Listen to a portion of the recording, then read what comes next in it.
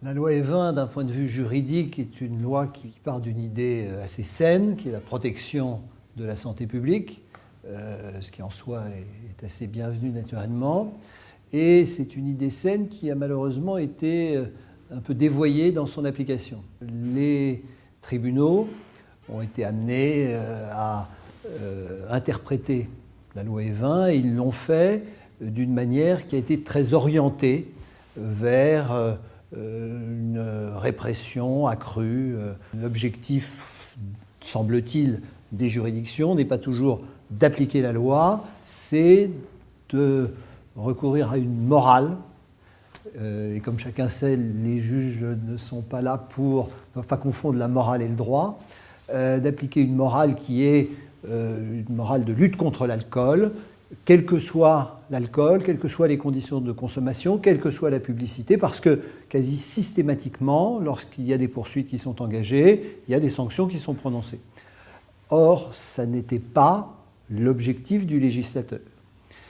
L'objectif du législateur, c'était d'éviter des consommations excessives et de protéger des populations à risque, particulièrement les jeunes. Et ceci a été rappelé, ça figurait naturellement dans les débats parlementaires.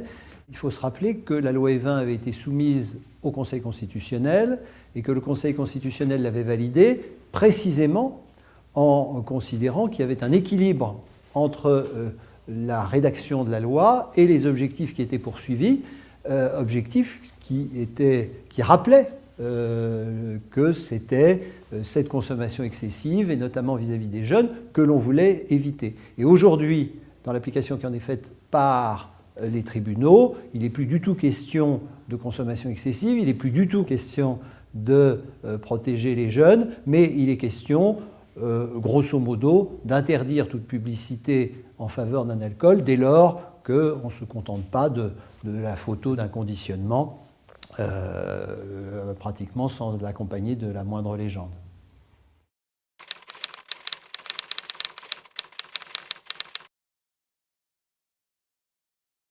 La première chose qui frappe quand on étudie les décisions de justice en matière de loi Evin, c'est qu'un grand nombre de décisions, notamment de la Cour de cassation, mais pas seulement, reprochent à une publicité d'être incitative, sanctionne une publicité pour un alcool parce qu'elle est incitative. Et ça, c'est quelque chose qui est juridiquement totalement inacceptable. Ça n'a juridiquement pas de sens.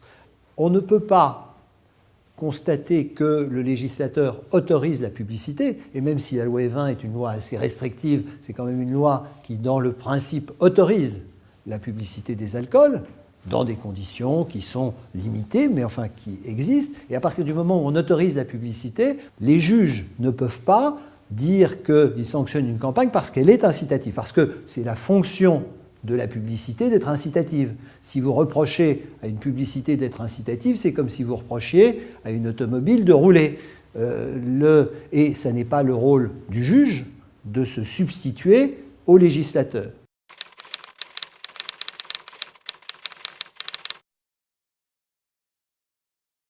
La loi Evin exprime le fait que l'on peut, sur un certain nombre de supports qui sont précisément délimités, faire référence à un certain nombre d'indications. Et ces indications, elles peuvent être interprétées plus ou moins librement. Or, les tribunaux, et en tout cas la Cour de cassation, qui donne une impulsion aux autres juridictions, a tendance à considérer de façon extrêmement rigoureuse les indications auxquelles permet de faire référence la loi Evin. On a le droit, par exemple, d'évoquer dans la loi les conditions d'élaboration d'un produit.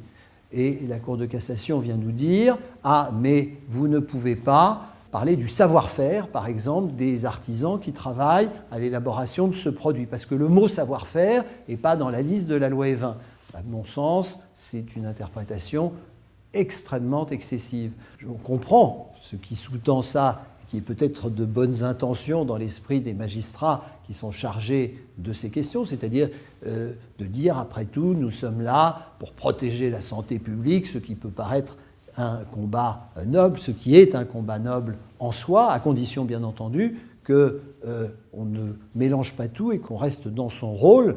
Et encore une fois, le rôle du juge, c'est d'appliquer la loi, ça n'est pas d'ajouter à la loi, que ce soit dans un sens ou dans un autre. Un autre exemple qui est assez caractéristique et récent, un tribunal vient de condamner Paris Match à propos d'un article rédactionnel consacré à Scarlett Johansson. Scarlett Johansson est par ailleurs l'égérie d'une marque de champagne dans le monde entier, sauf en France, parce que pour des raisons de loi Evin, ça n'est pas possible. Et Paris Match publie un article sur cette actrice, et dans le cadre de cet article, présente une photo de la campagne en question, diffusée dans les autres pays.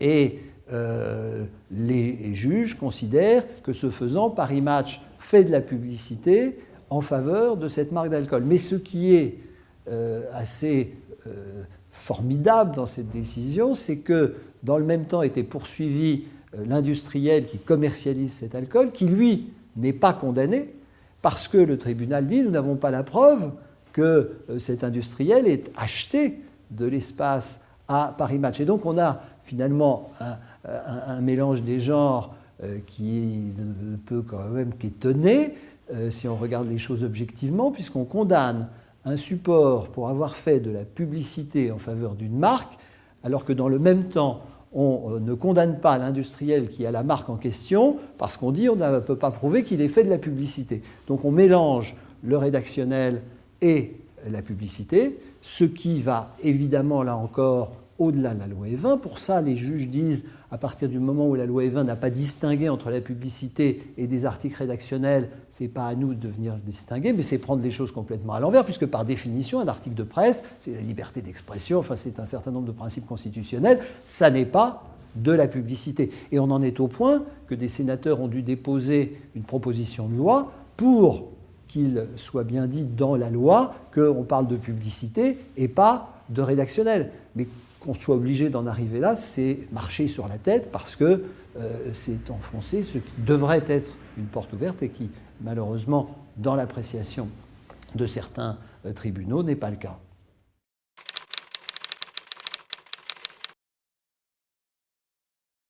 On pourrait imaginer que des thèmes tels que ceux qui sont aujourd'hui autorisés, l'origine du produit, sa composition, son élaboration, ses modes de consommation, qui sont des cadres en eux-mêmes assez logiques pour la publicité en faveur des alcools, soit peut-être encadrés un petit peu plus précisément pour que l'on ne puisse pas laisser la place à des interprétations aussi restrictives que celles qui existent aujourd'hui. Mais en tout cas, venir empêcher les producteurs de vin de communiquer sur leur savoir-faire, sur leurs compétences, sur ce qui fait une partie importante de l'histoire et de la géographie d'ailleurs de notre pays, c'est là aussi sans doute aller très au-delà de la volonté du législateur. Le législateur ne peut pas vouloir interdire aux vignerons et aux viticulteurs français de faire connaître aux consommateurs, au public de façon générale, leur travail, leurs produits, leurs traditions, leurs recherches, leurs progrès, etc.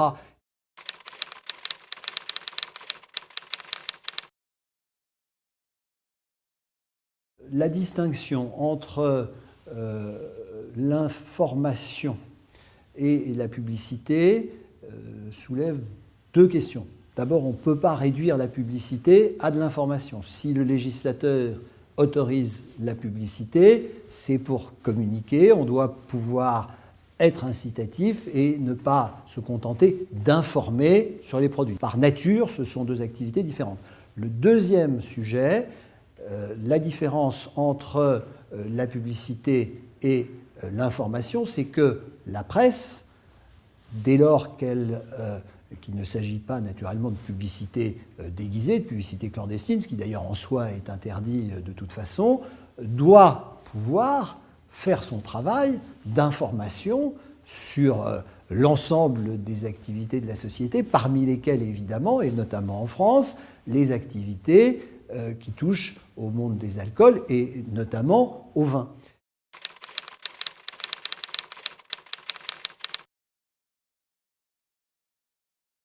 Il n'est pas possible de soutenir un instant que lorsque, en 1990 et 1991, la loi Evin a été discutée puis votée, il a été pensé une seconde qu'on allait empêcher n'importe quel journal de faire un article sur le vin. Or aujourd'hui, avec les décisions de jurisprudence qui existent, c'est le résultat auquel on arrive.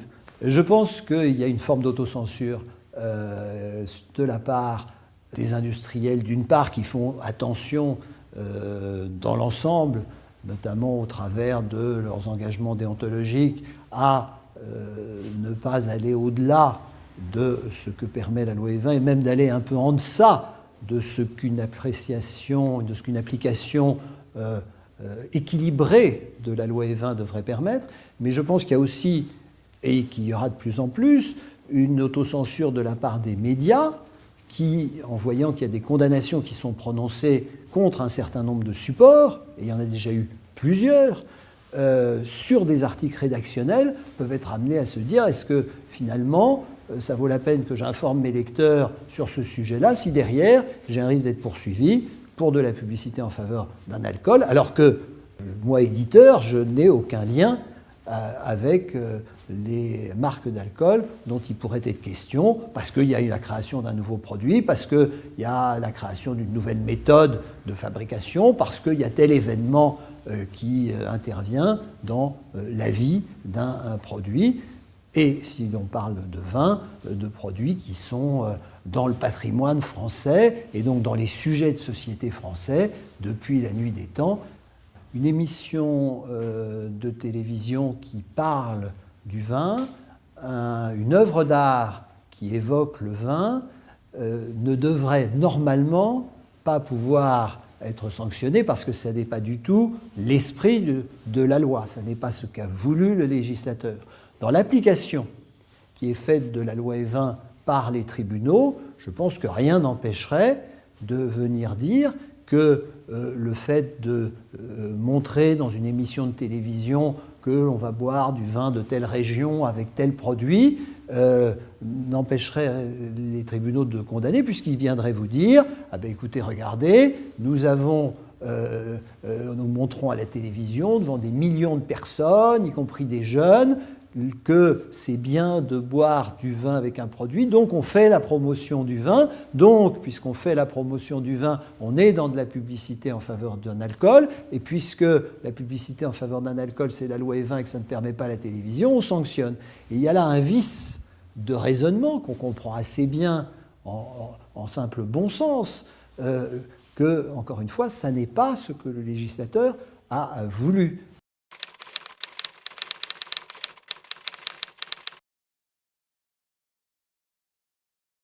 Ce qui est possible, c'est de communiquer donc sur Internet via l'ensemble des sites, à l'exception des sites qui sont principalement destinés à la jeunesse et des sites d'associations sportives. Ce sont des sites pour lesquels l'audience est composée majoritairement de mineurs. Et puis le deuxième point, c'est qu'il ne faut pas que la publicité soit intrusive ou interstitielle. Et là, on est dans des notions qui sont plus floues. Dans l'esprit du législateur, lorsque cette modification est intervenue, il était question d'empêcher des publicités qui viennent gêner l'internaute dans sa navigation. Les pop-up, les écrans qui apparaissent au moment où on passe sur telle ou telle page, élément d'une page d'un site, etc. Récemment, des décisions sont intervenues sur Facebook. Et la jurisprudence, comme souvent, a été très restrictive et a constaté, d'une part, ça c'était pas trop restrictif, que Facebook n'était pas principalement destiné à la jeunesse. Les chiffres le montrent assez largement. Il y a une grande majorité de majeurs qui sont sur Facebook, mais qu'en revanche Facebook était intrusif, parce que vous recevez, quand vous êtes sur Facebook, un certain nombre d'éléments qui vous informent des goûts, des j'aime, des choix de vos amis de Facebook. Et certains juges ont dit, nous considérons que puisque vous recevez cette information et que c'est une information que vous n'avez pas demandée, il y a quelque chose d'intrusif, donc de contraire à la loi Evin dans sa version actualisée. Et ce faisant, il me semble que là encore, il y a quelque chose qui va au-delà de ce qu'a pu vouloir le législateur. Et pour ce qui concerne la publicité des alcools, on n'est pas dans un monde de non-droit, puisque au contraire, on a une disposition dans l'article L3323-2 du Code de la santé publique qui permet d'utiliser Internet pour la publicité des alcools. Donc, c'est un support qui est autorisé. Le contenu de ce qui est autorisé est prévu, comme pour les autres supports, par un autre texte du Code de la santé publique.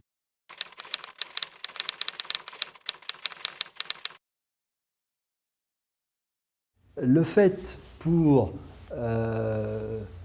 des amateurs de vin d'échanger sur des forums, par exemple, d'Internet, qui sont accessibles publiquement, peut être considéré techniquement comme rentrant dans le cadre de la communication en faveur d'un alcool, puisque, encore une fois, quelqu'un va commenter et potentiellement dire du bien d'une boisson alcoolisée.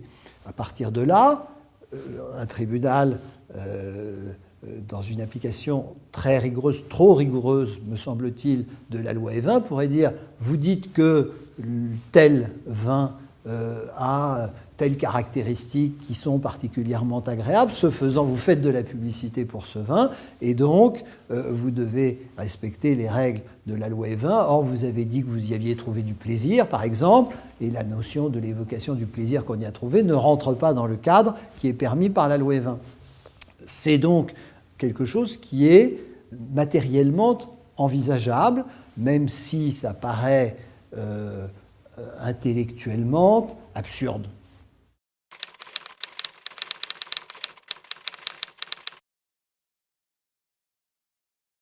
Actuellement, la loi Evin s'applique à la propagande et la publicité, directe et indirecte, en faveur d'un alcool. C'est une notion qui est très large, ce sont deux notions qui sont très larges. Il n'y a pas de définition juridique de la publicité, et encore moins d'ailleurs de la propagande. Les juridictions en tirent la conséquence que tout ce qui touche à la communication, tout ce qui met en valeur finalement un alcool, va rentrer dans le champ d'application de la loi Evin. C'est sans doute aller au-delà, c'est même certainement aller au-delà de la volonté du législateur, parce qu'il y a à l'intérieur de l'idée d'évoquer une boisson alcoolisée et éventuellement de l'évoquer d'une façon favorable, beaucoup d'autres choses que ce que l'on entend normalement par de la publicité.